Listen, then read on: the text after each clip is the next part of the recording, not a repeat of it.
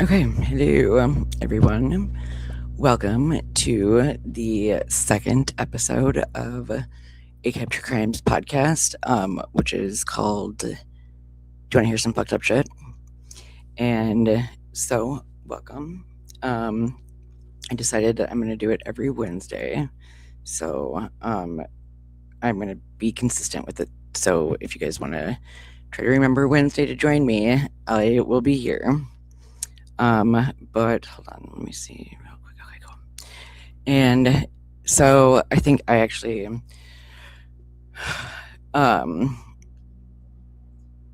feeling a little anxious about going live. I don't know why, but like I went live on Friday and it just did not go well at all. So I am just going to kind of redo that video now. And that's what I'm going to spend, I think, the majority of the time of the video or the podcast on it. Like I said, I'm going to try to do at least an hour long live every Wednesday. So I might go over, but for sure at least till an hour. And each week will change about what I want to talk about or what we'll be talking about. And that will obviously have to do with what everyone else are interested in or what everyone else wants to work on if you guys are involved and stuff. So, but the David case seems to be pretty big still right now and lots of new information coming out. And I didn't get an opportunity to really wrap up what I was trying to say last week on Friday. So I think last Wednesday I did a pretty good job introducing the case, but I think this week I'm going to spend time reviewing the brief because we finally got that and then comparing it to some of my past research that I've done on David in terms of like listening to interviews or reading articles or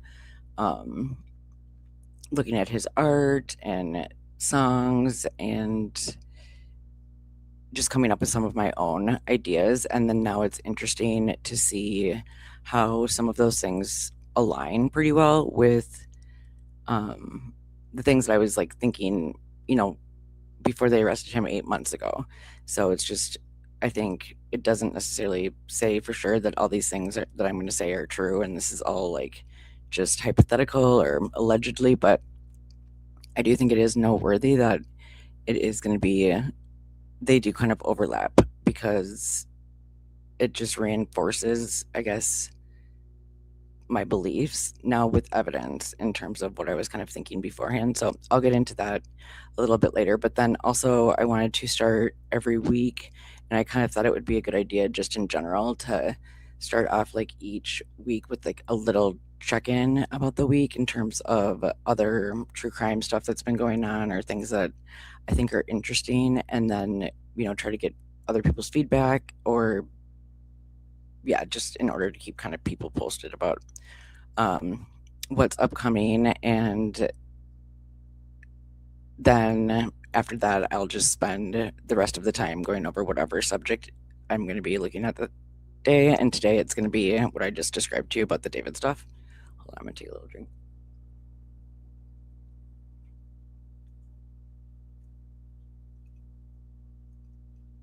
Thank you. Okay, so so the things that I was going to mention that have happened this week that are just noteworthy, and some of the other cases that I have been interested in. So if you look back, you'll see different videos that I've made on all of these, like any trial or like criminal case, or even just any type of court case that I bring up and I'm interested in, like there'll already have been another video on it. And if there hasn't been, then that's like something that I'm actively trying to work on. That's a goal of mine.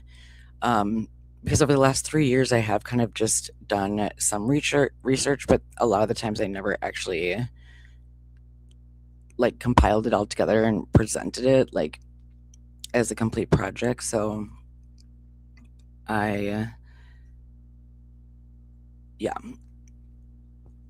Anyways, and this is my cat Leela. Want to say hi to everyone, Leela?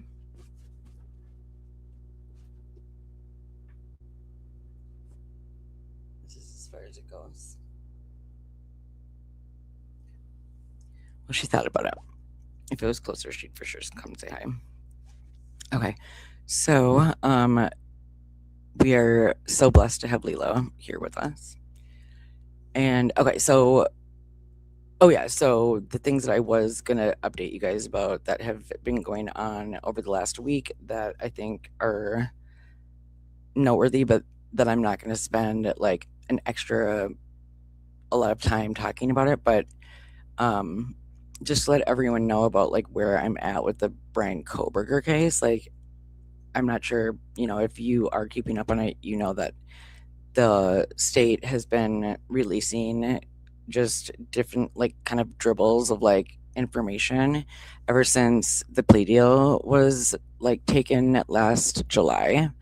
And this week, last week, a new book came out, and it was written by like an FBI guy, and he didn't say that he had worked like with the Brian Koberger case at all, but he basically said that he had like inside knowledge about people that like were like specifically working on that case. And it was just kind of shady that he wrote this whole book about it. And like, I haven't read it, but I have read like a couple of reviews about it. And it does seem like there's information that had not been given to the public yet. And this was like inside information, even though this guy has nothing to do with the case. Like, just because you're in the FBI doesn't mean that you should know, you know, information that's sealed for this court case. So, just kind of shady in that manner. And then oh shit, now I forgot where my train of thought was going with that. But, oh, yeah, so the Brian Koberger stuff, like, so the defense, who hasn't said anything, and we didn't even know, like, I mean, we knew, like, I don't know, like, the plea deal that Brian Koberger took last summer made them say that they could never, like, appeal it, like, there would be nothing that could go through appeals. But I need to look more deeply into that, because, I mean, there has to be a way to appeal things. I mean, I feel like maybe you can't appeal certain things that they listed out, like claiming incompetence of a lawyer or whatever, but some of the stuff, like if your judge wasn't following the rules, which I feel like Hippler was not being like making good legal calls at all. He was like super biased. He was such a jerk. And um he reminded me of like so much of like Smithers from The Simpsons.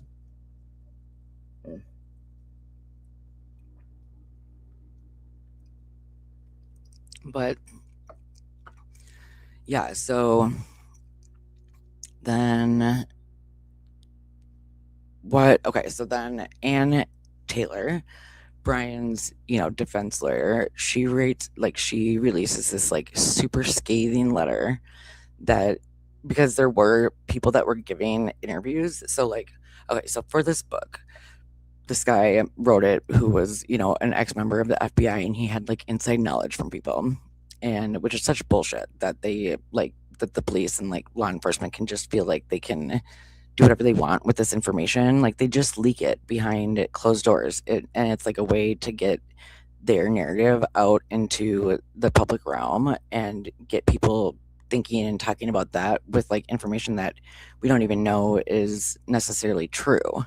And it's just a shady way to go about things. And it's like, I feel like almost always you see that shit happen, because there's like all of the I feel like news stations will have these like insider calls, like with people that obviously like work for the government or like work for the law enforcement, and they have like a working relationship with law enforcement people and the news, and also like other parts of the government. But if you're the government and you want to fool people from like finding out about you, like that would be a good way to go about that, because you can't shit. Now I just forgot what I was gonna say. Fuck.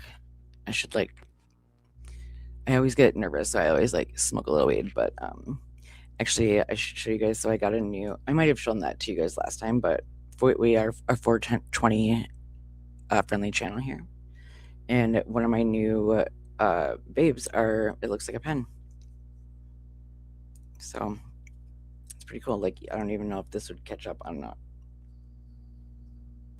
it looks like I'm just like chewing on my pen or something. But I guess that doesn't probably look that great. But isn't this cool? And it actually works. Like, you can open it and yeah. So, and I'm kind of obsessed with office supplies. And then I don't know if I showed this to you either, but this is an actual wand, and it is also a vape. Like, watch.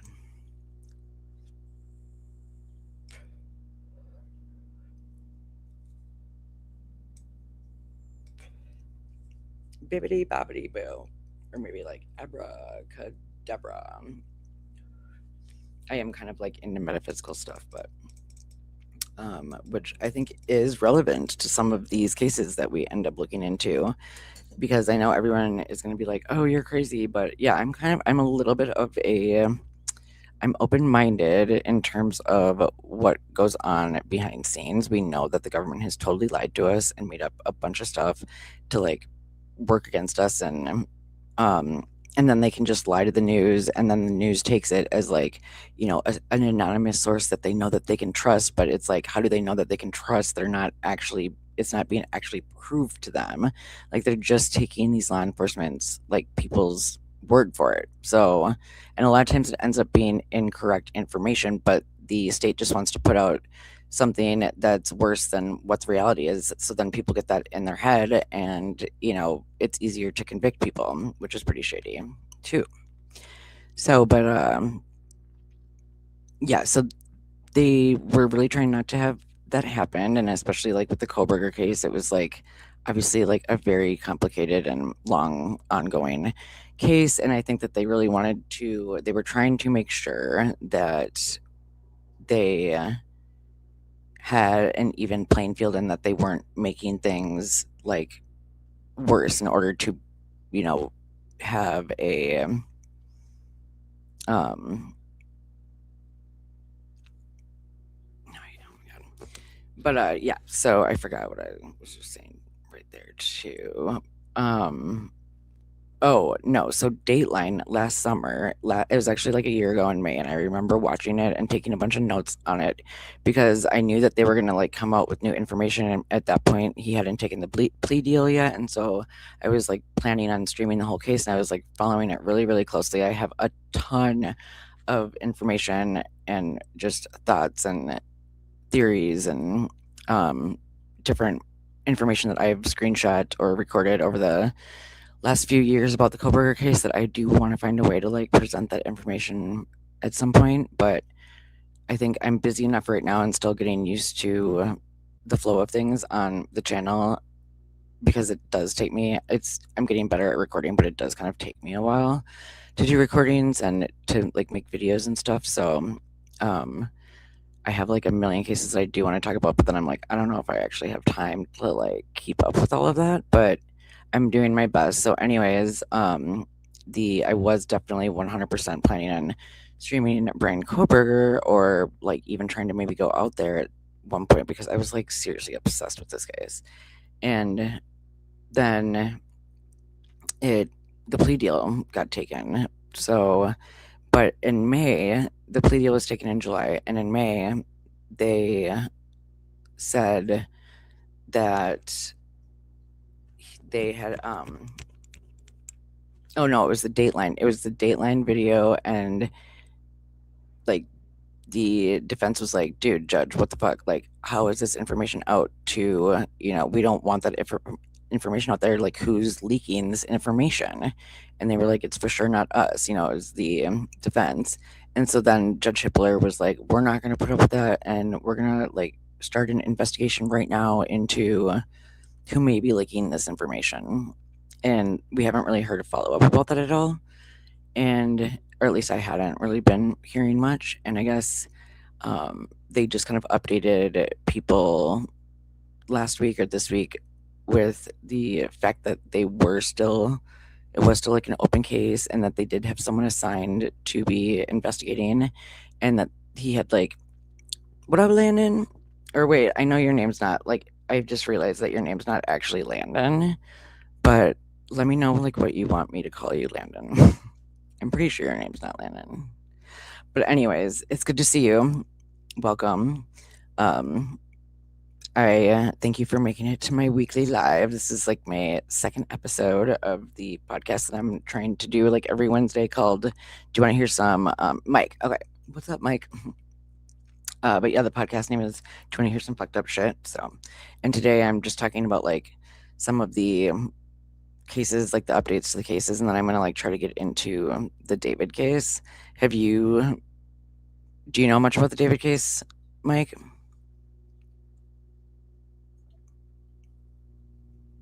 And also, how are you in general? Good to see you.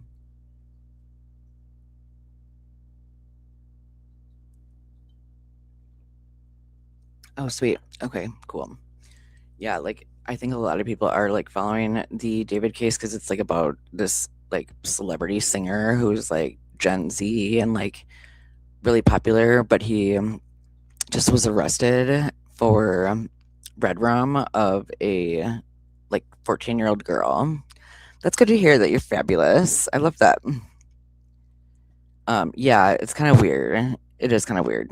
So, and they just arrested him last week, even though they found the body like 8 or 9 months ago, and they just hadn't arrested anyone. So, like, everyone was kind of just doing their own research, and like now we finally have the brief that the prosecution is using, and what they're saying they have for like evidence against him.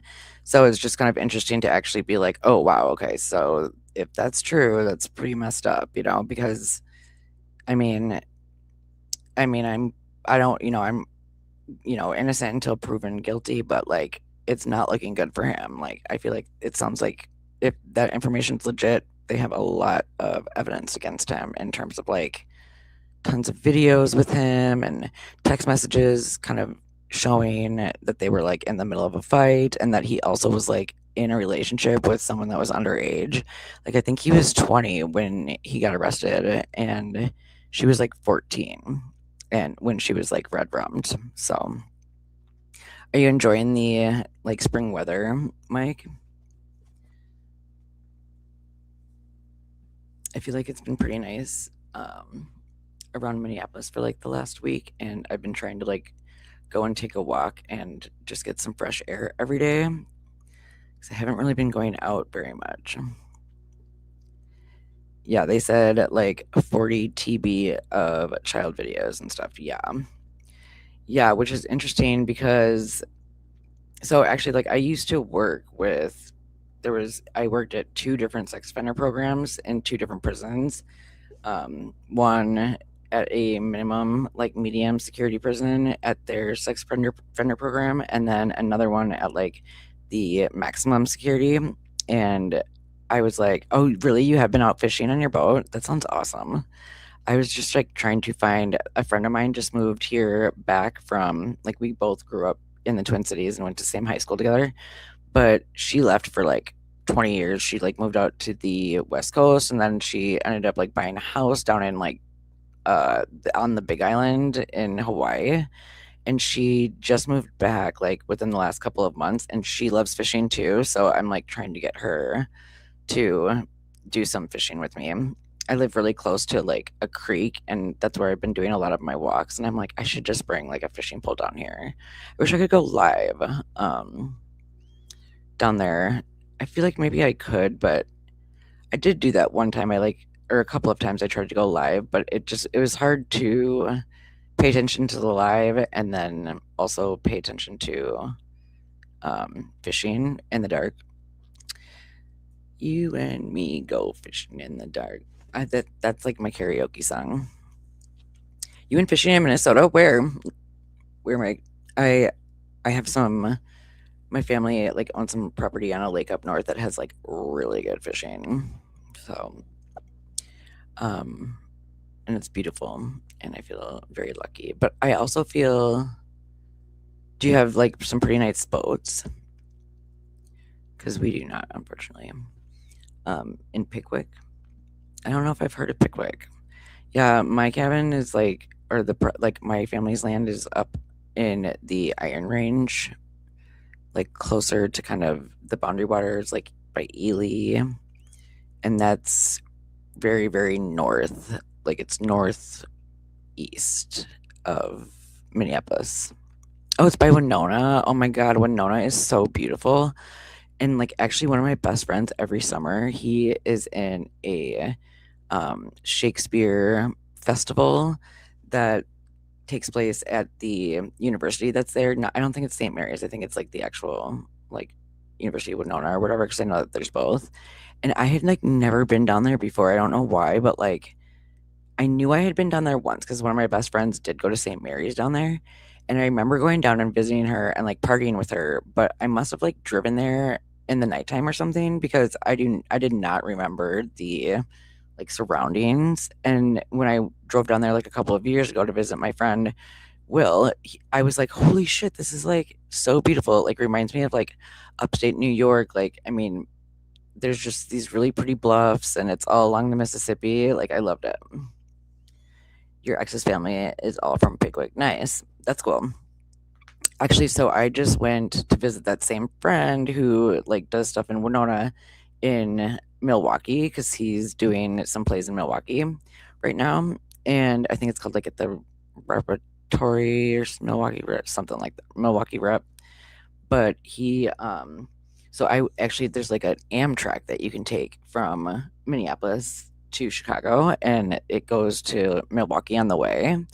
And um it was like a pretty cool train ride and it went through probably really close to Pickwick because it went through Winona and I think like maybe Red Wing and then it started going through some like pretty like country towns in Wisconsin and then there was like extreme weather too like and I didn't realize it but like I guess there was like storms. Like eventually we got like delayed by like an hour and a half and I was like, "Huh, I wonder why." And then they were like, "There's some wonky weather going on out here." And then I like then all of a sudden we were like the train was like going through this like flooded area and apparently like their switch went out or something like so we were like sitting there waiting until like their engineers fixed it but they never did fix it and then they just like let us go and then once I got to like Milwaukee I was like running late and like it was like Will's opening night and so I was like trying to get there and I would have gotten there with enough time if it wasn't delayed but like then I was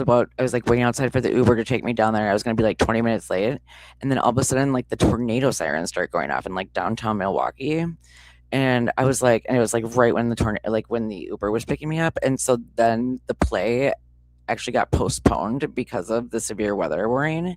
And so I wasn't late and I actually got like a free drink too. So it worked out like perfectly. I was like joking around. I was like, yes, I'm like manifesting the weather. You're welcome. But but anyways, that it was like I haven't taken a train ride in a while.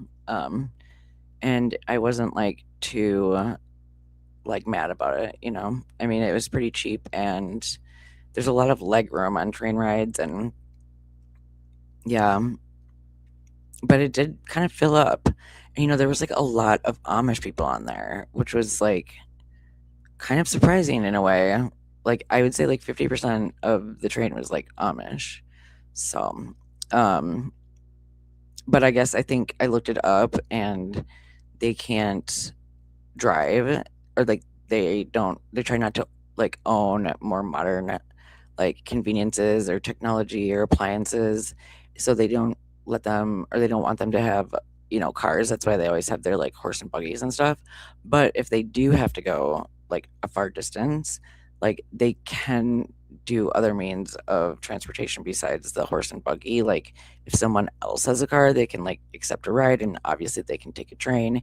It's just that they're not supposed to like really rely on that. So like, you know, just yeah, you shouldn't own a train, I guess, or whatever.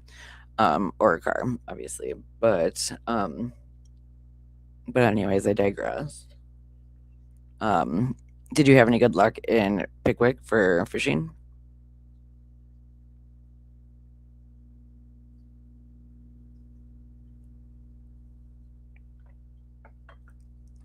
Okay, so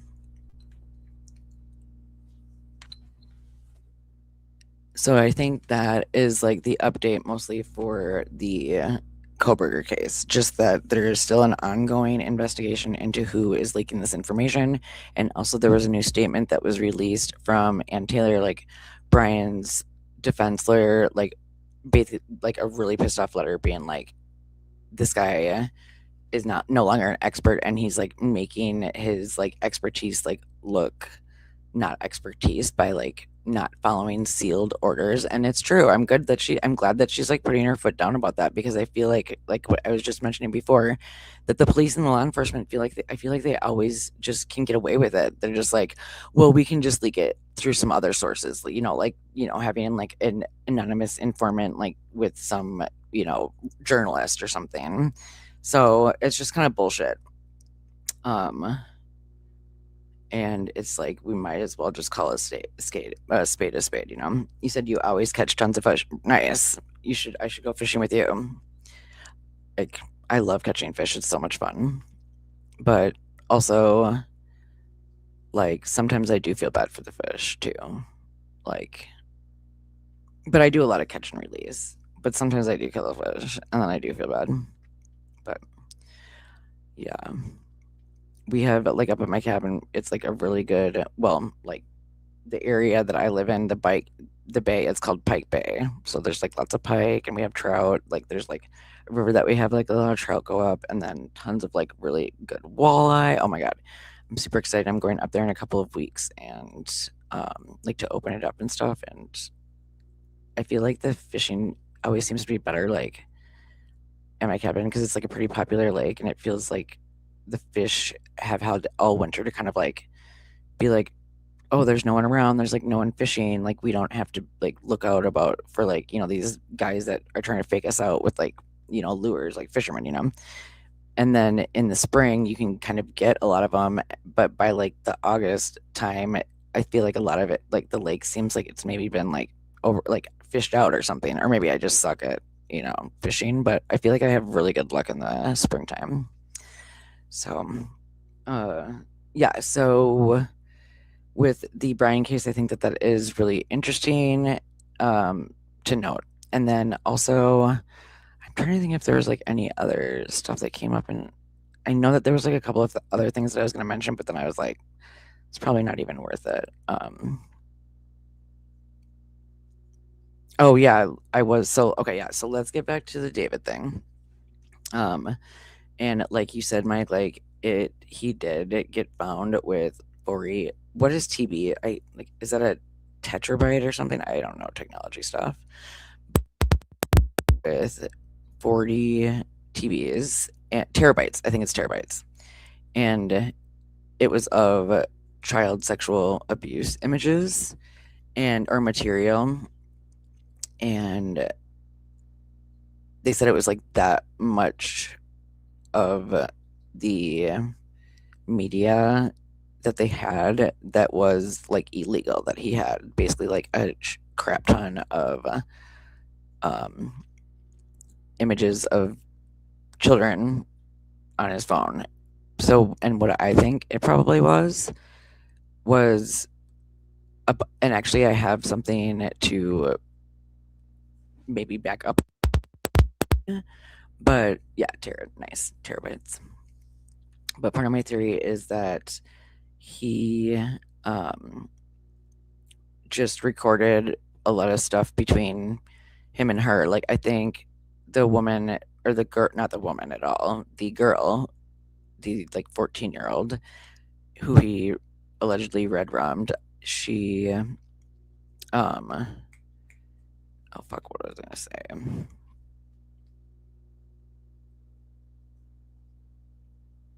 Oh, I think they were both kind of each other's maybe like first boyfriends and girlfriends, or I think she was maybe his first like real girlfriend. And on the brief, and maybe I should just read the brief. Okay, that's what I'm gonna do. I'm gonna read the brief, David's new brief, and see like kind of what they're saying. And then I'm going to try to like, I made some notes and made some underline some things, and I think I have some media or like articles to go along with what I'm like talking about specifically on the brief. So hopefully that goes okay. And let me know if it's lame or if there's like a better way to go about this. So, okay, what am I going to share first? Oh, the brief. Okay, here we go.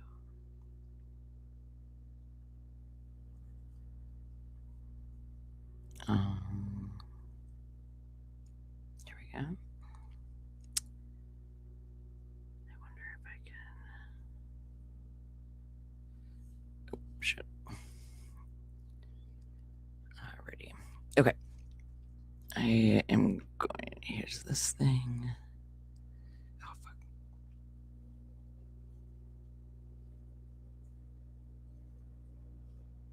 Alright, sweet. And then I'm going to share. Share screen.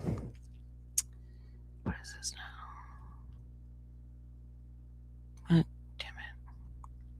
No. What the fuck? Oh, this one. Okay. Let's see. Oh, nice. All right, that worked. I love that. And I think that there's like a better layout, but maybe it doesn't really matter. Oh wait, what the fuck? What the fuck?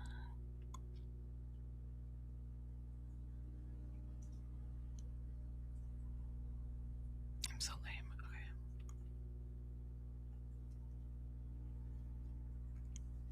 Okay. Did you guys do anything fun over the weekend or have any like fun plans coming up? I feel like since I got back from Milwaukee, I've been like a total loser.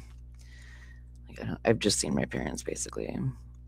But my dad has been like, he kind of injured himself on his arm, and so now I basically do like all of their yard work at their house, which is fun. Like I like to be outside, and I definitely like helping them out because they've like helped me out so much over the years and stuff. And I just like being outside, and it's good to be like active and moving and stuff. But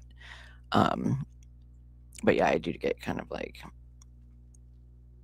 tired out and not a ton of other stuff. Nice. Spent the weekend with your girlfriend. Did you guys do anything fun or just like hang? I feel like I'm not. It's been too long since I've dated someone. I should try to change that, but it's just like annoying to date people, to be honest. Okay. I think this is. Does this look okay? Okay, I'm gonna do it like that. Alrighty. So, I wonder if there's a way.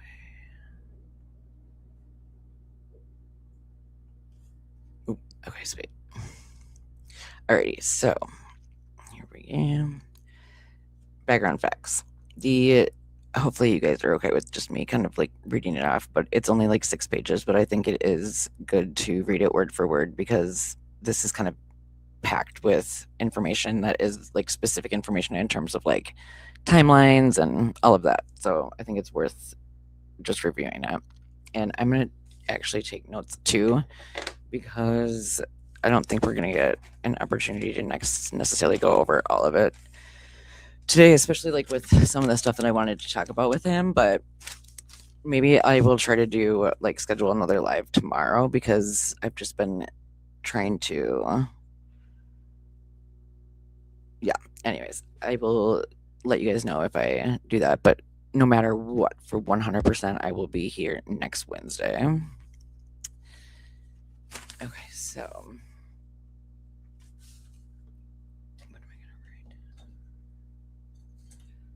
Okie dokie.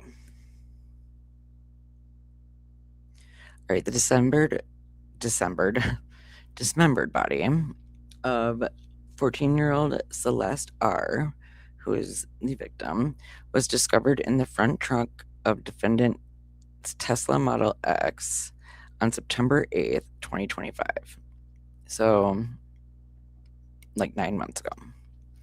The vehicle had been towed 3 days prior from 1405 Bluebird Avenue, which was parked approximately 400 feet away from defendant's home at 1360 whatever Hollywood Hills. Surveillance video and other evidence confirmed defendant was the last person to drive the vehicle on July 29th, 2025, before he left Los Angeles on a concert tour. And so they'll mention this too, but some of the overlapping dates is like, they're alleging that he red rummed her in April, like at the end of April, and that then he did some other stuff in between, and then the body was found on September 8th. But he took off for this like worldwide tour that he was starting for his like first album or studio album or second or something like that. And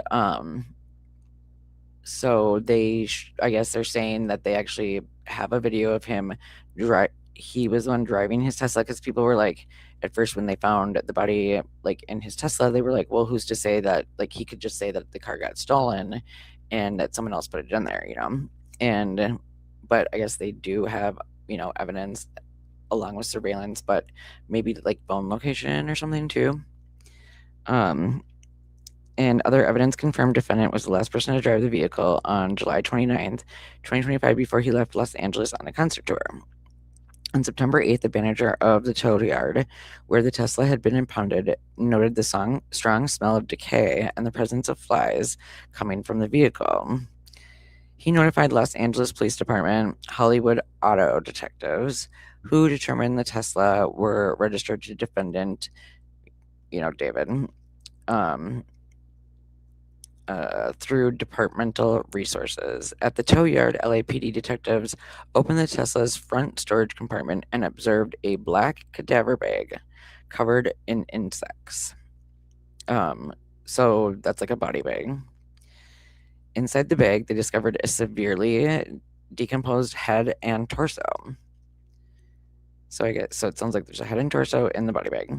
And then there is a plastic garbage bag beneath the black cadaver bag. So another plastic garbage bag. And that contained the dismembered arms and legs.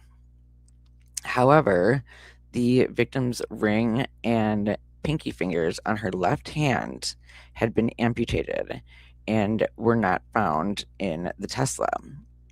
On September 16, 2025, the Los Angeles County Medical Examiner's Department positively identified the body from dental records as belonging to the victim. Okay, so what do I have here? Amputated fingers, number one. What, dude? So, okay, so I have a couple of theories about her fingers, and I do think it's interesting to note that, because, and I feel like I see this is like the actual screenshots that I don't know exactly where they are, and I don't want to spend the whole time like looking through each individual screenshot to try to find it for you. So maybe I'll just like write it down to make sure that I put that into like my little like to-do thing or something. But like until the next time, hold on, let me grab my little pen here.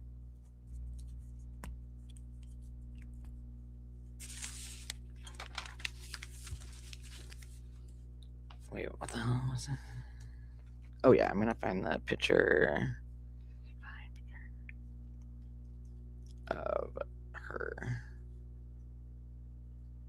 ring finger. Okay, so this is all allegedly, and I don't have proof right now, but I will like re-upload information about it. But there is a picture that someone just posted, and this is like, I would say until it comes from like the state and like things that are coming out from the internet, like Reddit and stuff, like we can't obviously take that as fact, but there has been a lot of data and evidence that people have found like through just public social media accounts, like things that David posted that had Celeste in them and stuff that she posted that seemed to like reference stuff that David talked about. So definitely links them together in that way. And they and I think just yesterday, and I'll like try to. I'm gonna grab it. Wait, pick from Reddit. Okay.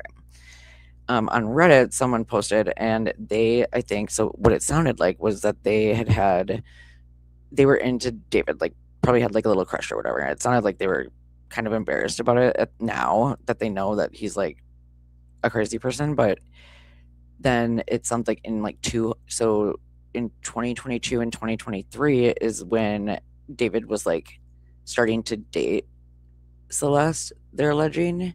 And this girl, it sounds like, went to go follow Celeste, and because she knew that like she was dating David just like through their activity on social media accounts, because she was like in different lives and like just picked up on stuff that they said. And so that she went to go add Celeste, and she had taken actual screenshots of some of the posts that she had from back when she was dating David. So I'll find those, but like one of them showed that, dude, they're really interesting actually. I definitely have to share those. So I'm gonna put a star next to this. But so I think it sounds like both her and David might have had tattoos on their ring fingers that said shh, like shh, like SHH. And which is kind of weird because it's like also if you're trying to not get found out for dating a minor, or if she's like running away and not trying to get her family like found out where she actually is, then it makes sense to like shh, whatever. But then also there was another picture of, and this is just on this girl's Reddit account, but I kind of have a feeling that it might be real, but we don't know. Like that's not for sure proved, but anyways, it does look really similar to other stuff that I've seen where Celeste is like talking about how like she's waiting for a ring or something, or like thinking about what it would be like to have this person as her husband. And then she shows a picture of her other hand, and there is a tattoo that I believe that says David on it.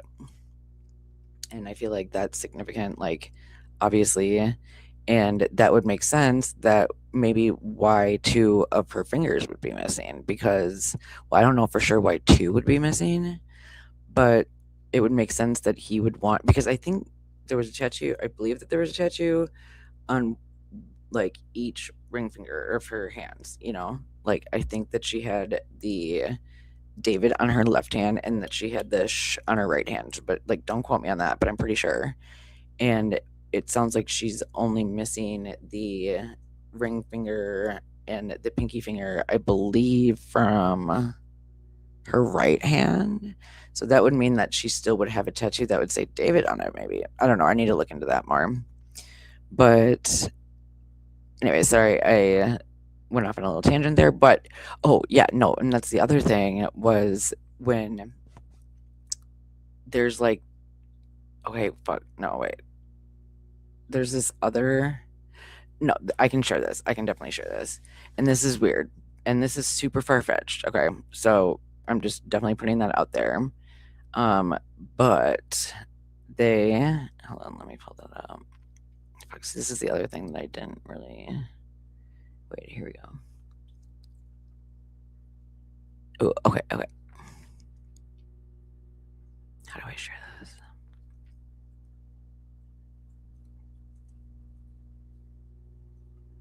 I wonder if I can share like a second thing. What's this? Slides, PDFs? Yeah, it's a video file. Let's see, recent. What the fuck? Oh, here we go. All right. Vlog day 11. Currently wrapping up the one and only original Sukuna's finger from Jujutsu Kaisen. And What?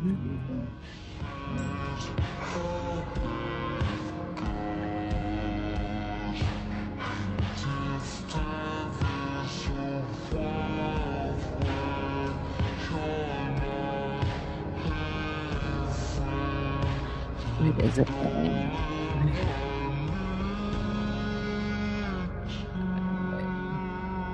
Okay, so this is weird. So this is definitely him. Withered Show 11 in Nashville. This is like when he started on the Withered tour, and when he left, it was like, you know, when he ditched his car on like July 25th or something. And so he had taped that like day 11 Withered tour blog. Okay, so here's another thing is like he's definitely into gore, and like his thing is like different anime characters and a lot of like. Okay, wait, hold up. So let's start this over. Wait, where the fuck is this it?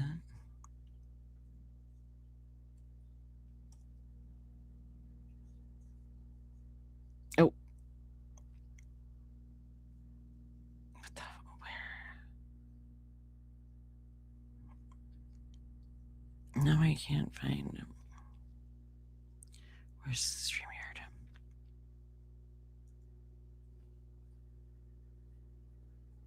Oh, here we go. Damn it. I'm sorry. I'm like stupid at this. I'm going to start that over. Okay.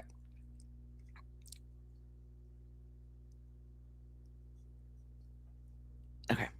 What he says here, I'm going to repeat it. Okay. Let's just repeat it real quick. The original Sakuna's finger from Juice Kaisen.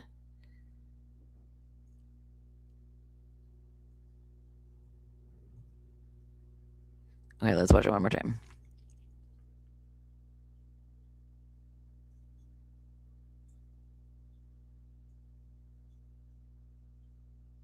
The original one and only finger from Judo's Cicada. Okay, so there is. I looked that up. Damn it. I don't know if I actually like. I know I looked it up and I found out information about it, but I can't remember which freaking ones. Okay, sorry. So next time I will have like an actual video that can help like wrap that all together. But he is really into this anime. He's like really just into like different fantasy worlds and anime and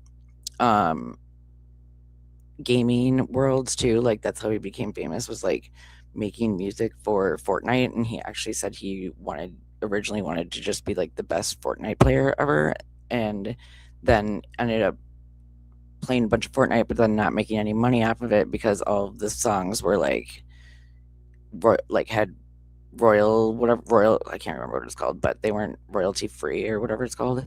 And so then he was like, well, I'm just gonna make my own music, and then that's how he got like really big.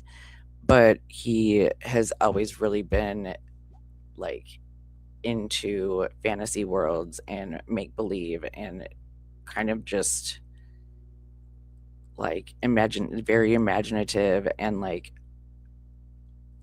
not necessarily like connecting with other people, but like putting his own thoughts onto what like they might be thinking and seeing. I don't know if that makes sense. It sounds like a little woo-woo-y, but anyways, he like ends up really getting into some of these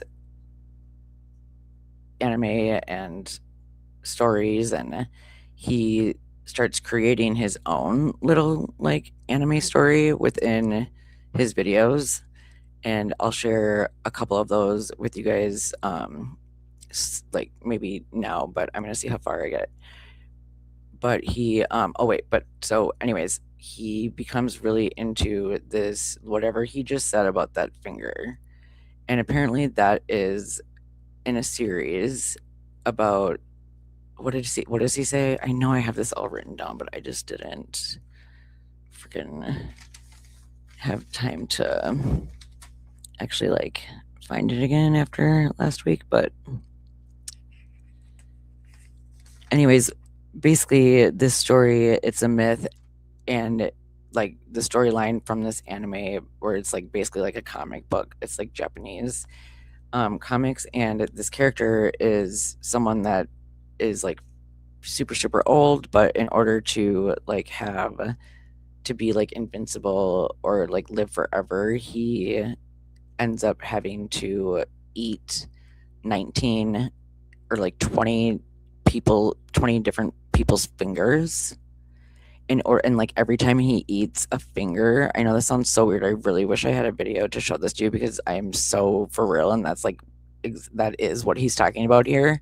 And this is after he um this is when he's on tour, so this is definitely when it would have been after he had red rummed her and after he had taken off her fingers.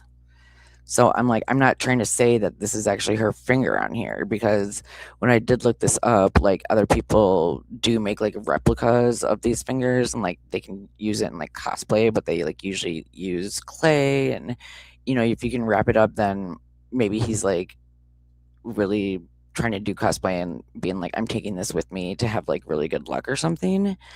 But it's just really weird to me that she has these fingers missing, and then friggin' a week later he's wrapping up fingers that in this like comic anime story, the dude eats 20 fingers in order to be like extra powerful and like to live forever. Like that sounds like, you know, kind of like cannibalistic ritualistic type idea. I mean, I'm not saying I don't know if that's what he did, but I'm just saying that that is what they do in that comic book.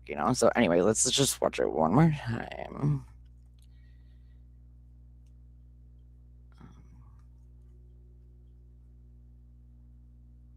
Okay. Damn it. Okay, hold on. All right, here we go.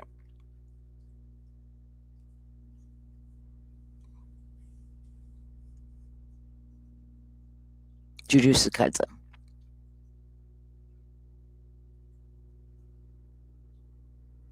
With it, let's see. Let's go back one more time. Let's see that finger.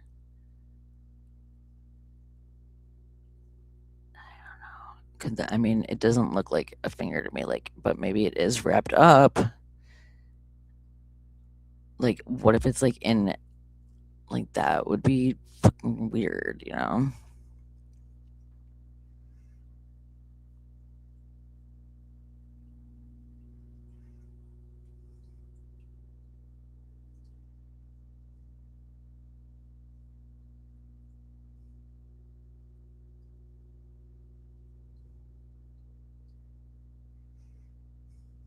Taking my vitamins. Quick eats. Putting on my do-rag. Fit pics. Showtime. Withered Show 11 Nashville. Oh my god, this is so he does this like parkour thing, and he actually had been at Coachella last year, and he screwed up one of his backflips and he like fell on his face, and it was right before he red rummed Celeste, and part of me feels like she made fun of him and he was like, and that's like what tipped him off, like, you know what I mean? Like, I think it was like definitely I think it really was like a huge blow to his ego, which is why he keeps like trying to prove himself that he can do it. Oh, and also this chick kind of reminds me of Celeste a little bit. Look at that girl back there. Right here. Right there. That looks like Celeste. And like this is the video that he chose. So, anyways, okay, so that's one example of something that I thought was a little bit like, well, that's interesting, in terms of connections potentially to what we're finding out from the brief. All right, let's get back to. Damn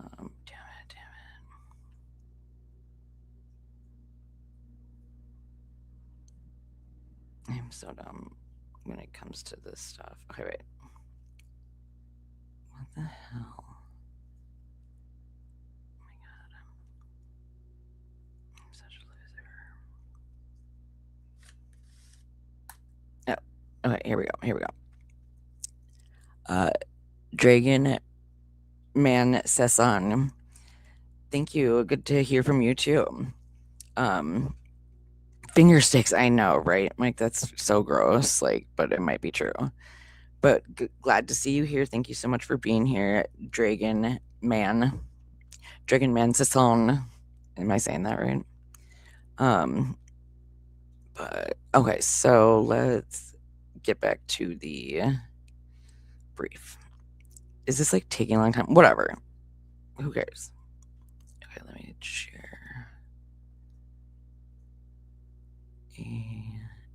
Wait, shit. Share screen. Share window. Here we go.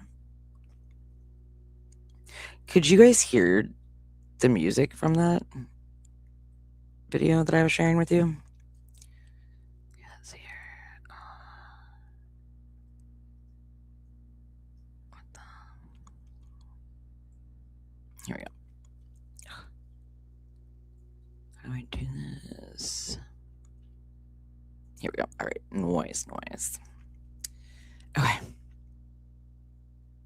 So, victim's ring and pinky fingers on her left hand.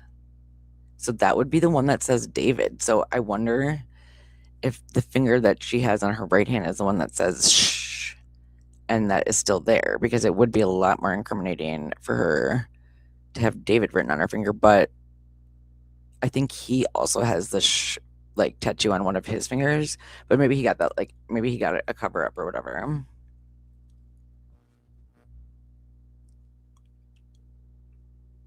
You think so? Okay, here we go. So, pursuant to their investigation, hold on, let me take one more sip. I'm sorry. Thank you for your patience.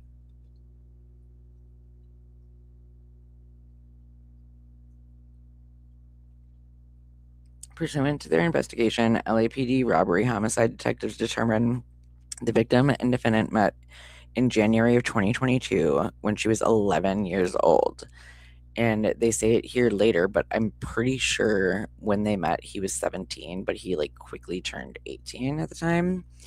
But it's just kind of wild to think about that, you know, she was red rummed in 2025. So here they meet in 2022. So they sounds like they had about a length of 3-year long, like, relationship, whether it be like romantic relationship or friendship or just interactions with one another. I think they did meet on the internet.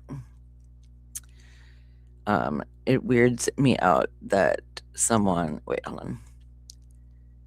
It weirds me out that someone do that. Oh, right. I know. Well, but here's the thing though, like, and I am not trying to okay, here's my thing. So I worked with in 2 different sex offender programs in prisons, like with people that had like red rummed, people that they had like essayed, and definitely a lot of child, you know, offenders, but a lot of them were just I shouldn't say just, they were images, which it sounds like, and they like for each image they can give you like 20 years. So if you get caught with like 600 pictures or something, I don't know if they've changed that like law, because it doesn't seem fair just with the way that our data like exchange still works these days, or works now, because it's not like as big of a deal.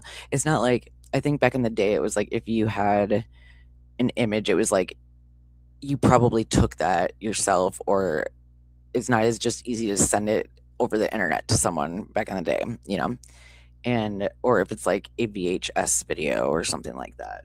And but then you can accidentally, or I shouldn't say accidentally, but you can easily just download a bunch of that crap to your like computer, and then they find it, and then like you go away for like the rest of your life. It's ridiculous. It's like, how are you guys so stupid to like do that? You know what I mean? Like, don't fucking download that shit. Like, why are you doing that? It's just so easy to not do that.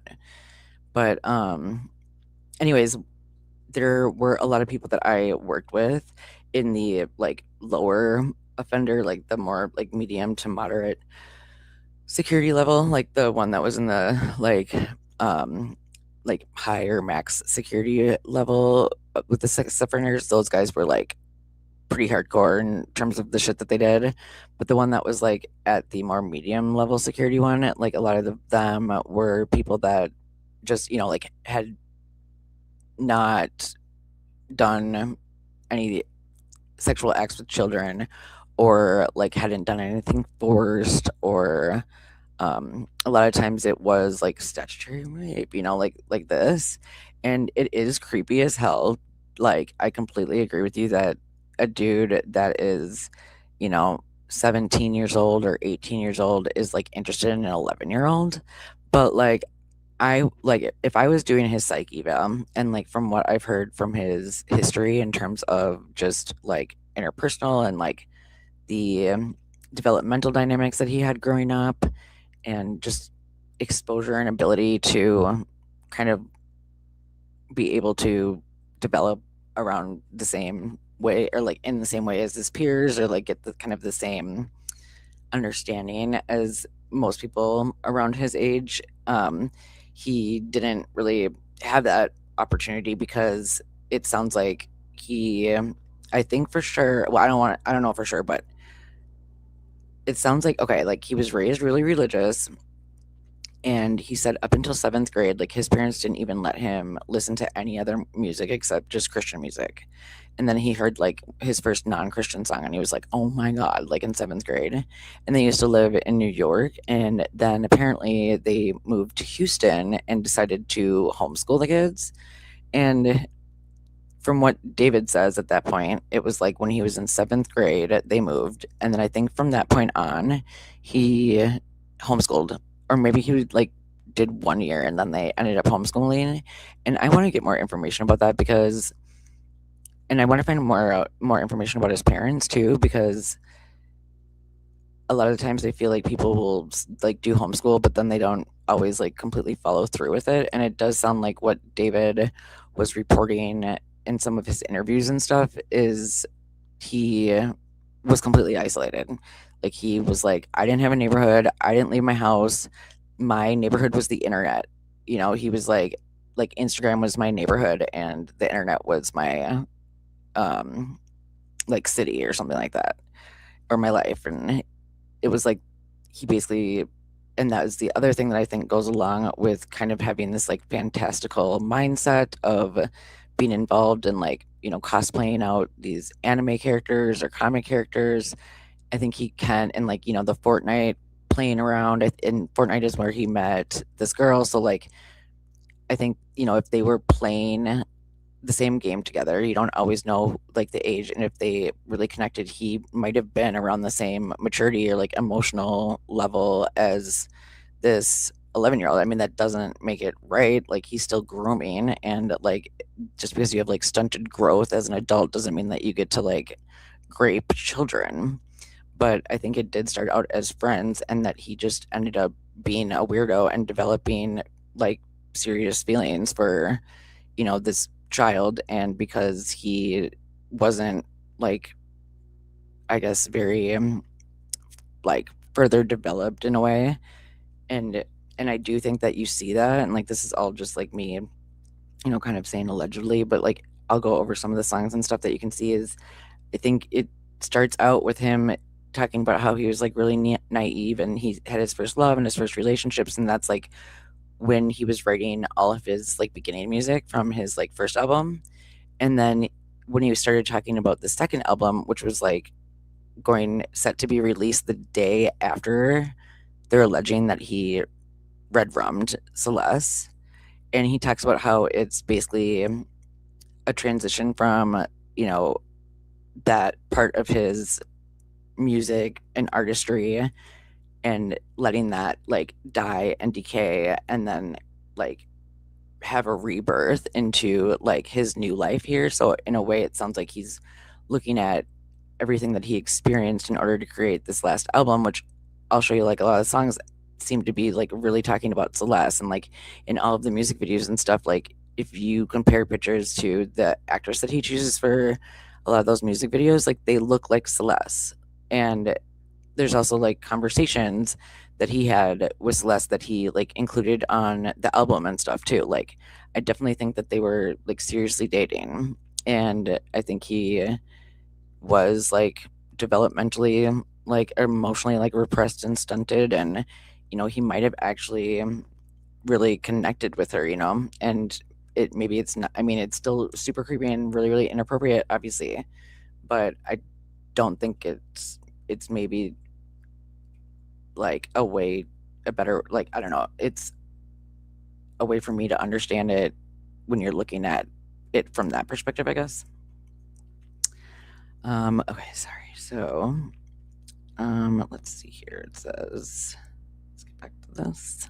Oh wait, what was I gonna write down? Oh yeah, show the anime character with the fingers, and then I think there was something else that I was just gonna. Oh yeah, um, oh, his history with being like online and having that be like his entire just existence, which is like hard for someone to, when you don't have like a reality check, or if you don't have other people around you that you're like, hey, is this crazy? I mean, I feel like all of us probably experienced that a little bit with COVID, and it was like you just, when you have to go to school or like you have to go to work and you're like forced to interact with people, you kind of are like, oh, okay, this is like what other people are acting like. So you can kind of check yourself a little bit and be like, all right, so I'm not totally crazy. Or if you're doing something totally crazy, you can be like, okay, it seems like maybe I'm doing something kind of crazy, so I need to pull it back a little bit. And that's how you like learn, like social interaction and just getting used to being around other people. But it sounds like he really just didn't have that opportunity, and that, I think, allowed him to really be able to like escape into these fantasy worlds and different stories where he could be the hero. And I think maybe as he started continuing to be successful and shit was really starting to like come between him and Celeste, and he was kind of freaking out, like, I think maybe he did get lost a little bit in his head. And I mean, think of how trippy that would be. Like, if you didn't talk to anyone and like you just hung out on Fortnite, and then all of a sudden you have like a, and all these people love you, and you're like living in this like Hollywood Hills house, and you basically are, like, can do whatever you want, and like you're making a shit ton of money. And I mean, in that way, like, you'd be like, you like, I am.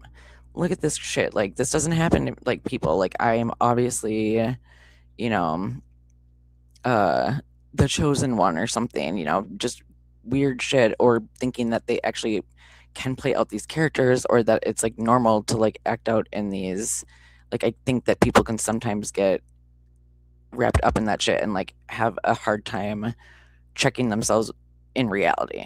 You know what I mean? So that's like a lot of things. um I guess I'm trying to think. So it's been like an hour and 10 minutes, and trying to think if I should keep going. Do you guys think I should keep going? Um, Maybe I should, because I'm like not even. Should I get through like page 3 maybe? But I feel like I can talk so much about this shit. I need to like really limit myself, I think. But okay,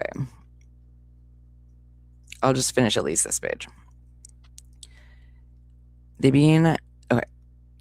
It says LAPD robbery homicide detectives determined the victim and defendant met in January of 2022 when she was 11. They began a sexual relationship in Do Its Best for Me, Dragon Man. That's good advice. That is good advice.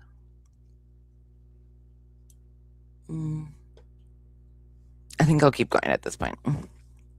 But maybe I'll take my face off and have a quick little smoke break and read at the same time. So I'll just jump right back on in a second. But you'll still be able to hear me. Wait. Oh my gosh. What's going on? Here we go.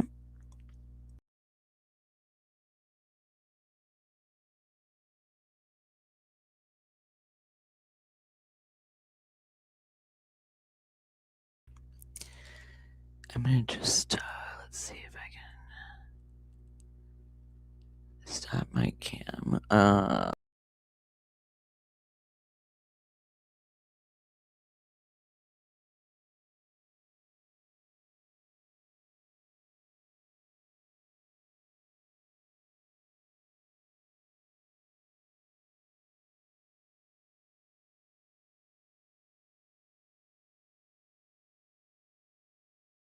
Shit, I don't know what happened there. My bad, my bad. Okay,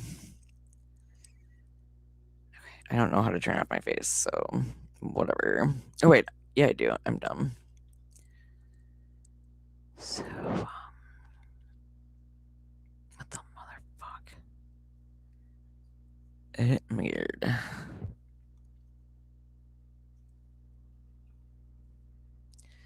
Oh my god. Come on, you motherfuckers. Yeah, try that one. Oh my god. Maybe this is like a sign for me to. Wait, I wonder if I can just. Let's try that. Let's try that. Okay, alright. And then I will share. Damn it. Share screen, yep. Here we go. Alright. Hello. Hopefully you guys can hear me. So let's keep going. They began a sexual relationship in November 2022. No, November. Okay. Ooh, okay, here we go. They began a sexual relationship in November 2023 when the victim was just 13 years old and the defendant was 18. So it sounds like they met in January of 2022 when she was 11. And then they had a friendship for, it sounds like about 2 years. Like it sounds like a year and like 10 months. They were friends and then they started a sexual relationship after that, and that was in November of 23. And they say that he red rummed her in 2025. So they would have been together like romantically for about a year, and then like another 4 months before he red rummed her is what they're saying. And the detectives learned the victim had been reported missing to the Riverside. Oh, wait, hold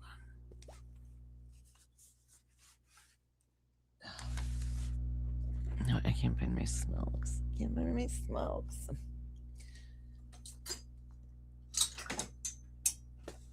This is annoying. God damn it. Alright, I'll keep reading, but this is annoying me.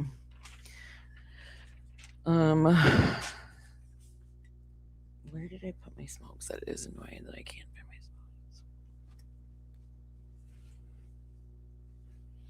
I bet they're like on the ground somewhere.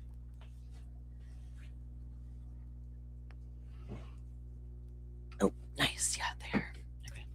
Thank you for your patience. All right, here we go. I'm back. Alrighty. Detectives learned the victim had been reported missing to the Riverside County Sheriff's Department by her family, who live in Lake Elsinore. So Lake Elsinore is a area like over an hour outside of LA, and that must be the county that Lake Elsinore is in. Would be the what did they just say here? The Riverside County. So Lake Elsinore must be in Riverside County, and it sounds like her family reported her missing to that sheriff's department, and that was in February and April of 2024. And so let's see. they started dating in November of 2023, and then just 2 or 3 months later, so about like 2 or 3 months later, and then again another 4 or 5 months later in February and April of 2024, she it says the county telephonically, that's a weird way to, like, why can't you just say called them? Contacted defendant on February 17th, 2024, after they identified a phone number in the victim's phone records that belonged to him. Okay, so somehow, okay, wait. Okay. So somehow in February, they get Celeste's phone in 2024. Like, the sheriff's department where she lives gets a hold of her phone, and they find out his number. They look into her phone and they get David's number, and then they call him on February 17th, 2024. And during the call, the defendant claimed he had spoken to the victim last on February 13th or 14th. So, like, he was saying just like 3 days beforehand he had spoken to her, but stated he was unaware that she was a minor or that she had been reported missing. So David saying, "Oh, I didn't know." She's like lying to me, like saying she was older or whatever, and that, like, no one told me that she was missing, you know? RCSD advised him that Los Angeles Sheriff's Department deputies would be coming to his home. That's because that's where he was living. So Los Angeles Sheriff's Department went to David's house. On that day, the defendant was living at 804 North Doney Place in West Hollywood. RCSD requested that LA Sheriff's Department conduct a welfare check at the defendant's home. LASD deputies went to defendant's home that night at 8:15. So these are the people that, these are the sheriffs from Lake Elsinore, and they showed up at David's house at 8:15, and they told him, "Hey, guess what? Celeste is a 13-year-old runaway." And defendant again claimed he was unaware she was a minor, and he had only met the victim once in person in November 2023. But didn't he say that he had just talked to her like a couple of days beforehand? And then they say, however, defendant showed deputies a yearbook photo of the victim he had on his cell phone.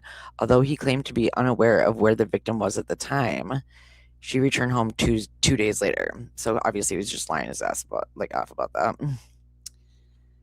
And what did I write here?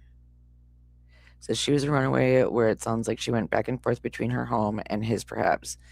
Maybe match this with the song where he talks about the runaway or whatever. Oh yeah, I do. There is a song that he talks about runaway. So I'll play that song the next time that I come on. I'll have this all organized, like all these media, because now I know exactly which media I'll use. Okay. However, the defendant, despite being informed by law enforcement the victim was only 13, the defendant continued to pursue her. After the victim returned home so she was 13 and was he like 19 at the time? That's fucking weird. After the victim returned home in February 2024, her parents took her cell phone away. What did I write here? Hello. Said, how the hell did she get through security on the borders? What? That I must have tried to. Oh, down. That's for down here. Okay. Yeah, because that was weird. So her parents took her cell phone away in February 2024. And then the defendant drove to Lake Elsinore and paid a junior high student in the victim's class $1,000 to give the victim a cell phone defendant purchased so they could stay in contact. It's kind of weird. It's like, it doesn't cost that much. It's like, and that just seems really obviously, like, he just sounds like a really big idiot. Like, he just doesn't sound like he really understands, like, not doing stuff that's idiotic. After the victim returned home, I already said that. Blah, blah, blah. Okay, here's another example too that I just will mention is, like, there were times and opportunities where she got away from him, but then he would follow her and then like pay people thousands of dollars to make sure that she took his phone that he was giving to her so he could like always keep track of her and still be connected with him. And that's definitely grooming, and it's super controlling. And she was only 13, and here's this like 19-year-old who lives in LA and is like making a shit ton of money, who like you've known for a long time, and he's like obviously like really into you and grooming you and everything. And it says throughout 2024, the victim spent a significant amount of time with the defendant, including summer weekends at his home in the Hollywood Hills and traveling with him to Las Vegas, London, and Texas to meet his family. And, it makes you wonder if his family did know how old she was. I mean, I could see them keeping that from her or from them if she was like underage, but it is pretty strange to me, like, that she was able to leave the country with him, like, without her, like, being, a runaway, and like having her parents also, like, looking for her. So that seems a little bit strange to me. Yeah. Let's see here. Okay. Says text exchanges between the victim and defendant contain references to sex, pregnancy, abortion, and the use of the Plan B emergency contraceptive. So we have not seen these text messages yet.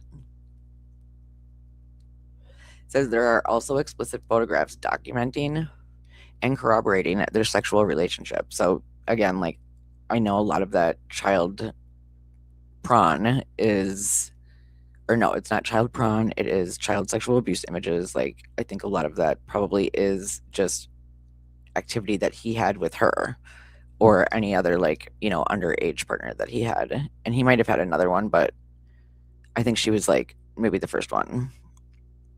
I am interested to hear like maybe how they did eventually start like hooking up and meeting and dating and stuff, like how that went down. It'd be interesting to hear.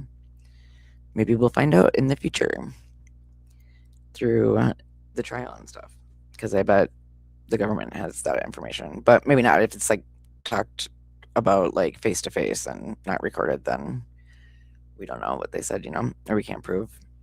So it says here in November 2024. So that is okay. Wait, my bad. What was it? Was it November 2023? Okay, so sexual relationship began November of 2023. It sounds like then in November of 2024,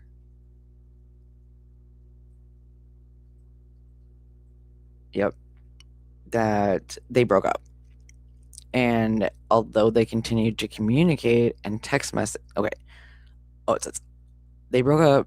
The defendant and Celeste broke up, although they continued to communicate, and text messages suggest they also continued to have sexual relationships, relations, which I'm sure was like high pressure for him.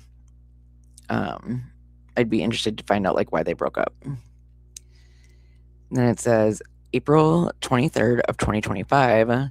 So that's now just last year, or no, yeah, I guess it was like just over a year ago. They say April 23rd, 2025 is likely the date of the victim's death and when all her cellular activity ceased.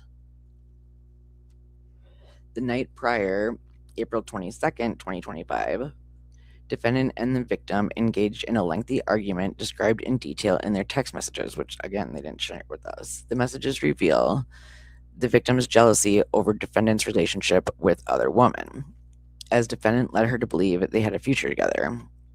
So it sounds like David cheated on her, and she was upset with him because he was telling her that he wanted to only be with her. And I feel like that always freaking happens. Of course, that's like cheaters, They're like, no. Want their cake and eat it too. It says the messages reveal the victim's jealousy over the defendant's relationship with other women, as defendant led her to believe that they had a future together. She became extremely upset and threatened to disclose damaging information about her relationship with defendant to end his career and destroy his life. So obviously just disclosing that he was you know, like child sexual abuse, obviously.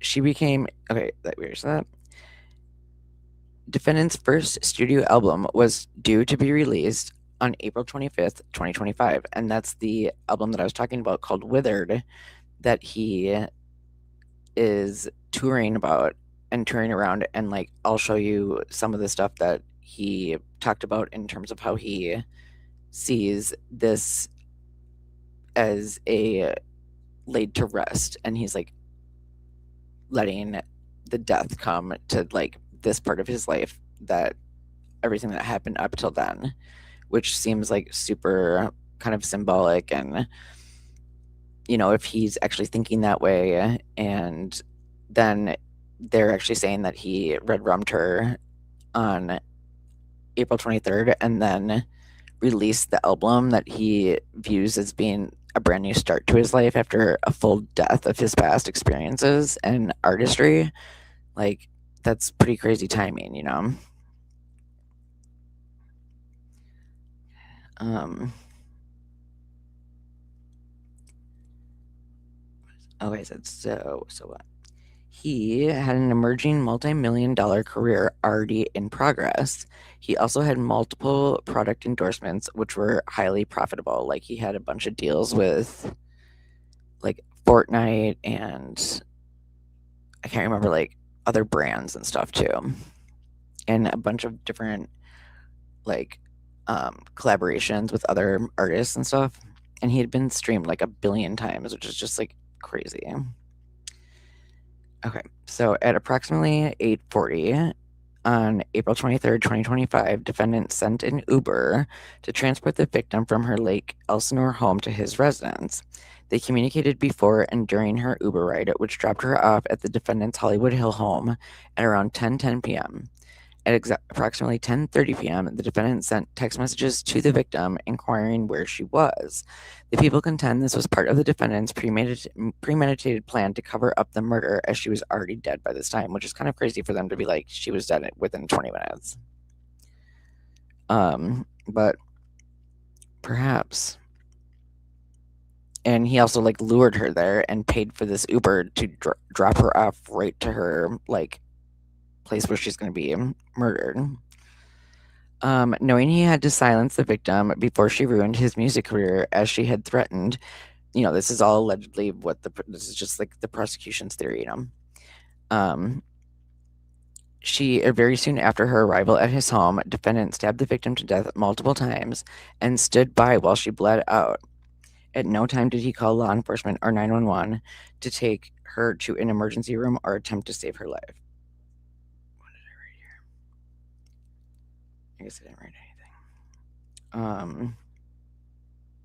I just wonder how they know for sure that he let her bleed out. And I do have some questions too about like, well, there was two things that I feel like would be good to get clarified, like from this information that we just got in this brief.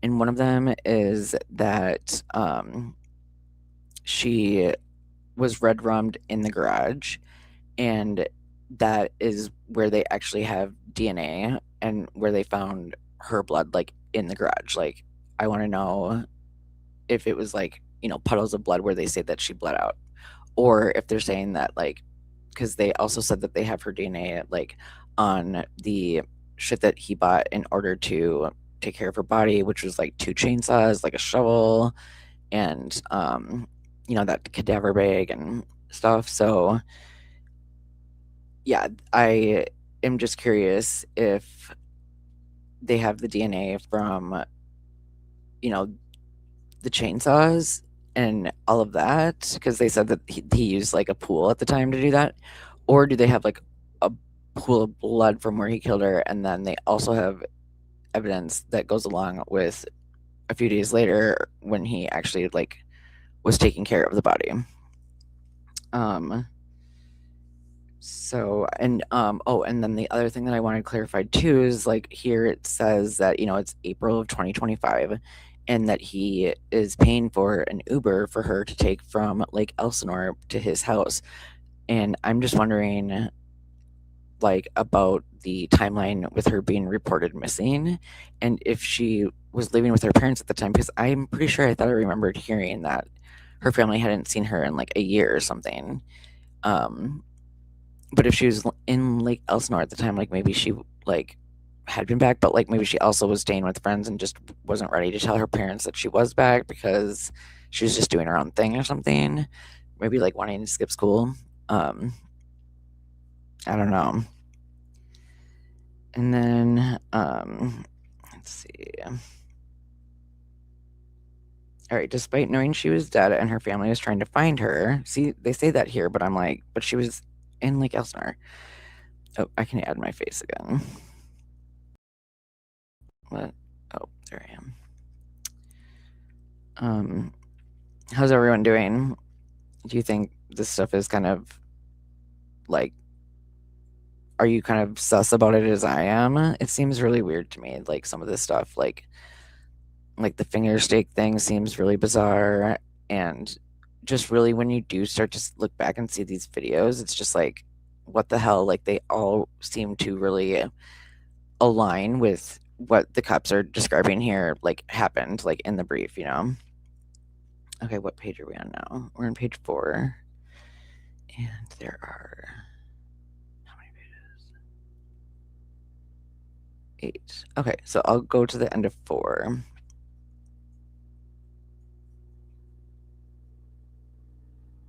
Okay.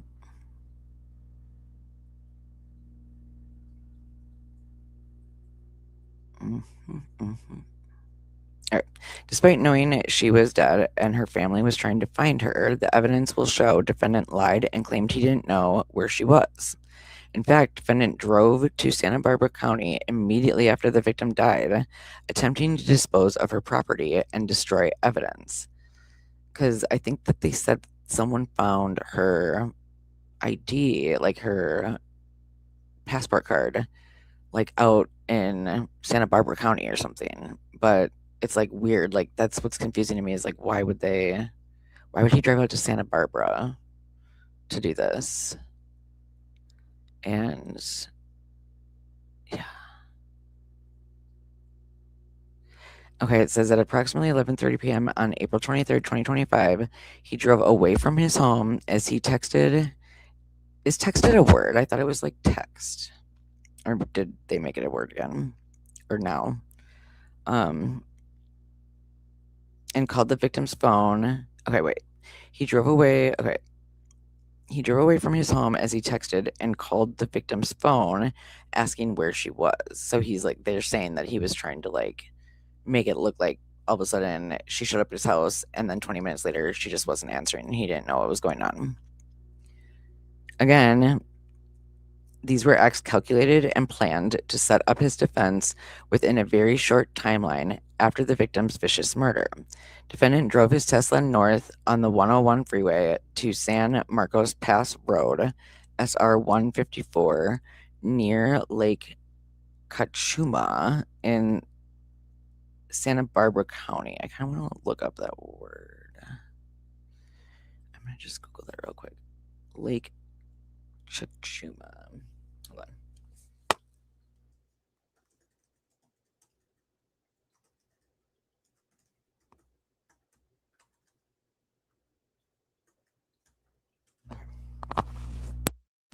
I just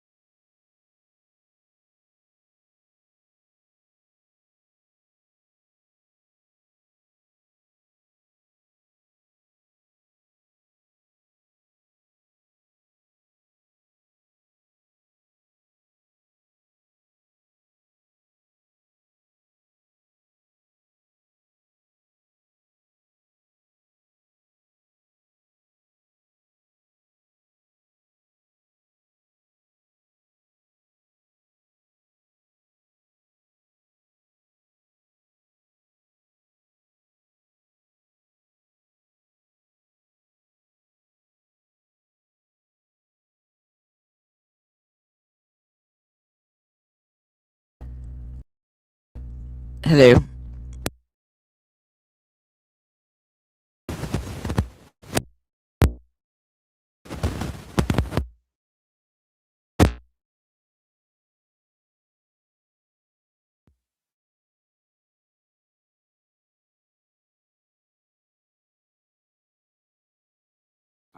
Hello, can you hear me now? Audio's back? Okay, perfect. Love that. Sorry about that. I don't think it's funny that this says good to hear what's going on. It's like, actually, no, I guess not. So, okay, I don't know how long you guys didn't hear me, but basically I was just talking about how the place where he brought her is a water reservoir that they don't let people swim in. So that's kind of weird. Let's see here.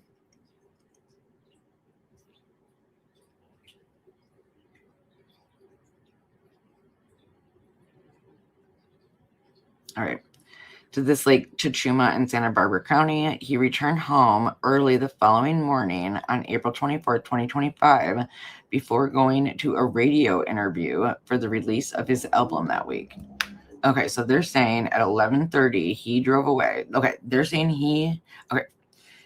she showed up at 10:10. He red rummed her, and at 10:30 he started driving and trying to call her and pretend like he was looking for where she was. And then he drove out to this reservoir where they don't allow swimming, and then stayed there overnight and returned back the next morning to do this radio interview. That's what they're saying. Weird.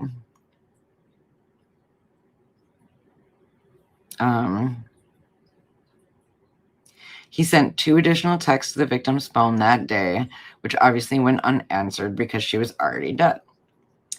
After April 26, 2025, defendant never attempted to contact her again. That is pretty, that's suspicious for sure. Like, we know this whole time that he's been basically harassing her. And, you know, when she returns back to her family and they take away her phone so she can't have contact with him, he shows up and is giving thousands of dollars and phones run so then he can make sure that he's in contact with her. And then, you know, when he wants to see her, he has so much money that he can just send an Uber out there, you know. Like, I do feel like this is it. I can guarantee you that he would have still contacted her just for like control, or just like see what she was up to. I think like she might have some of the stuff, it sounds like maybe he felt like she was lying to him. But I think what probably happened, and this is just totally, I'm pulling this out of my ass, but I feel like he probably cheated on her. And then she was like, screw you, I'm going to start seeing other people. I'm going to go home and live with my family, and I don't want to do this anymore. And then he kept showing back up and was like, come stay with me. Like, look at this awesome place I have in Hollywood Hills. Like, I'll take you all these places. I'll buy you all these things. Like, and it is like a pretty, I mean, like, who wouldn't agree to doing that? Like, honestly, like if I was 14 and I had some dude that like was making millions of dollars and he was like coming out in Hollywood Hills, I'd be like, fuck yeah, you know what I mean? But I also have like the brain of about, you know, of a 14-year-old at the time. So I would have been making a stupid decision doing that, but that's to be expected because you're like a stupid teenager, which is why that shit's illegal. Yeah. Okay. Tellingly, defendant subsequently purchased tools to carry out his plot to dismember and dispose of the victim's body. On April 24th, 2025, so this is the day after they're saying, he ordered a shovel from Home Depot that was delivered to his home from Postmates. On May 1st, 2025, defendant ordered and subsequently Amazon delivered 2 chainsaws to his home. 2? Why did he need to, dude? I feel like he definitely had accomplices.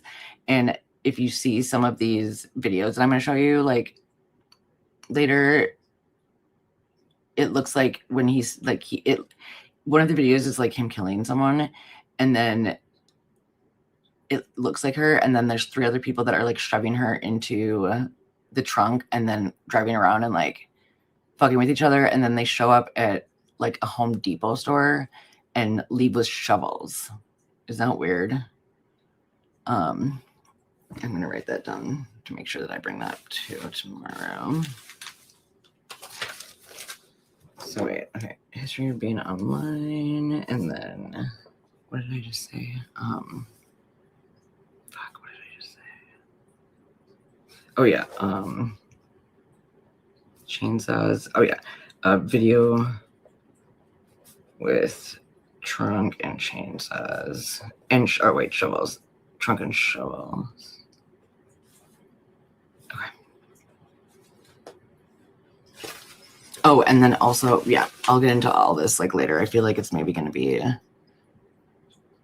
too overwhelming. I do feel like I was able to share some of my like more off kind of kooky theories, like in terms of that. Oh, the finger thing. Oh yeah. Show anime characters. So I just need to find whatever like screen recordings I took about that, because I was watching a bunch of like YouTube videos that explain this character and like what each of the different fingers that he ate represented. Like each different finger held some type of power, and it like gave him, it was like each was like a step of like in the progress towards becoming like immortal. So maybe David's trying to be immortal. But yeah, the fact that there's 2 chainsaws to me is like pretty suspicious. Like if you're gonna chainsaw someone, like you don't need 2. You wouldn't, or maybe if you did need to, you would order 1 first, and then you'd be like, oh, that shit fucked up my chainsaw, and now I need to get a second one to finish the job. But he ordered 2 right away. And then on May 5th, so he ordered the chainsaws on May 1st. Well, shovels on April 24th. So it's like, sounds like maybe he was like, oh, I'm going to go try to bury her body. But then he was like, okay, wait, no, I'm not going to do that. And then on May 1st, he was like, I need to dismember the body. And so then they ordered chainsaws. And then again, like on May 5th, so like 4 days later, then he ordered a body bag, a heavy duty laundry bags, and a blue inflatable pool to his home, which I at first was like, I wonder what that's about. And then I was like, I wonder if that's like where he did it in order to like help kind of clean up, like, on I never watched it, but like on Dexter, where he would like put everything out with plastic, and then it'd be like a bloodbath, but then it was like an easy cleanup. And I think that that's maybe where David was like kind of coming from with that. And they do say later on that they found like plastic pieces in where her legs had been severed, and that they matched with that pool too. Okay, here we go. Okay, he made these purchases. So I wonder if the one on May 5th, or he made these purchases, or all of them, under the fake name Victoria Mendez. On May 8th, so 3 days later, the defendant returned to the same area in Santa Barbara County, so this like reservoir, leaving his home again at around 11:30 p.m. So wait, he did this on which dates? Hold up.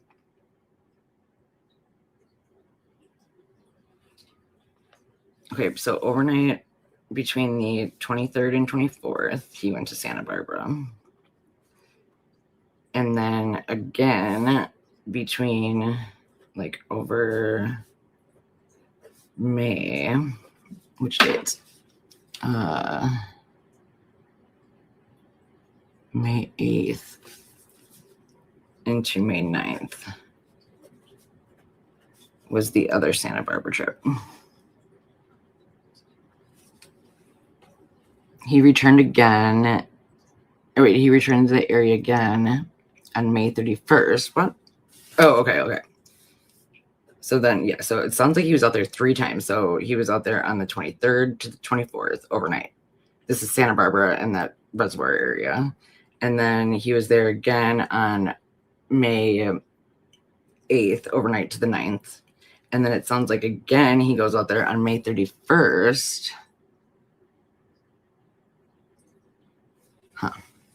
It says, this is an isolated site off SR 1 54, where the victim's identification was subsequently discovered in January 2026. That's weird. So there's like, I guess her ID card was found out there in January.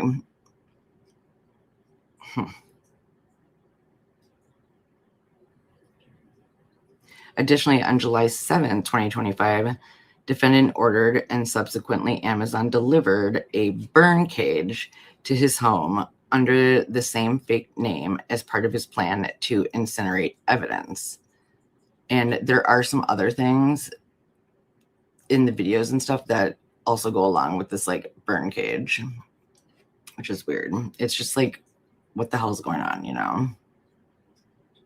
And like, I wonder what he burned. Like, maybe the fingers. I don't know. Moreover, okay, I'm gonna go to the end of this page and then I'll wrap up. He chopped her up because he was about to put her inside that burning kit, but he knew it was going to smell. Oh, maybe, yeah. I feel like he was kind of just like rolling off the seat or going off the seat of his pants, you know? Like, I think obviously he didn't really have a plan for like clean up after he did it, because he went and tried to order shovels to like bury her. So something about the burial like must not have worked for him. And then it seems like he maybe he like went. I think that's maybe what they were saying, that when he kept going back out to Santa Barbara, like that's when he was doing the dismembering. And then maybe he was like, oh, maybe I should just burn it instead of like, maybe at that point he was trying to figure out what to do with these like severed body parts. And then he was like, see you, Mike. Thanks for like hanging. Hopefully see you next week. I appreciate you. Bye. Burning kit, but he knew it was going to smell. Yeah, that, you know, that might be true. But like, if he was worried about it smelling, like the car obviously super smelled, you know, but like also that could have just been him being like, I don't know, this is like, I don't know what else to do. I just got to do this, you know, like very last minute, like procrastination or whatever. Okay. It says, moreover, defendant took horrifying measures to destroy and discard the victim's body. After placing her body into the blue inflatable pool to prevent her blood from spilling onto his garage floor, defendant used a chainsaw and perhaps other tools to cut off her limbs. Small blue plastic fragments were found embedded in the victim's remains, which were collected by the Los Angeles County Medical Examiner's Department. The fragments were analyzed by the LAPD's Forensic Science Division Trace Analysis Unit. An expert was able to make a physical fit match from the blue fragments to the blue inflatable pool purchased by the defendant in May 2025. In order to distance himself from the victim, he amputated her left ring and pinky fingers because her ring finger contained a tattoo of his name. So it was the one with his name on it. And she's, oh, yeah, he amputated her left one, and your left, wait, which one? Yeah, your left one is your wedding finger, right? So she had his name on her wedding finger. But then I thought she also had but is that the one on her right hand? Her fingers have not been recovered because he ate them. No, I'm just kidding. Allegedly. Defendant placed her head and torso in the cadaver bag he purchased. He placed her limbs into a garbage bag, which he deposited in his front trunk, laying the cadaver bag on top. For several weeks or possibly months, defendant left the victim's body to decompose inside his Tesla. Okay, it says for several weeks or possibly months. So they don't know, like, do they think maybe he left some of her remains out there? Or I'm just like wondering what they are saying he did in between. Oh, they say in between he had it in the Tesla, but I don't know. He lied to friends, business associates, and others who noticed the strong smell of decay in and around his home and vehicle. Really? How did they know that? I wonder if that was part of the interviewing in the grand jury. Because I know that people said that there was like a live stream where people came in and they were like, damn, what's that smell?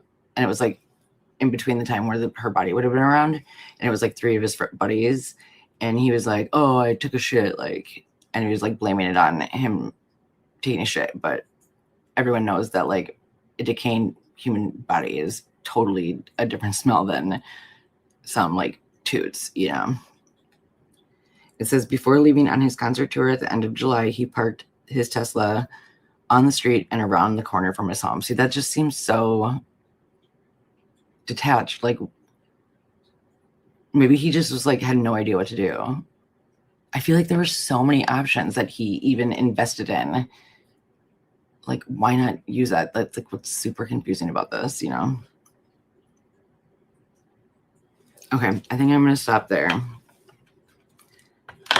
But I really appreciate everyone for being here. And please join me. I'm doing this every Wednesday now. It'll be my weekly podcast that I'm calling Want to Hear Something Fucked Up? And I feel like this fits very well into that theme of podcast.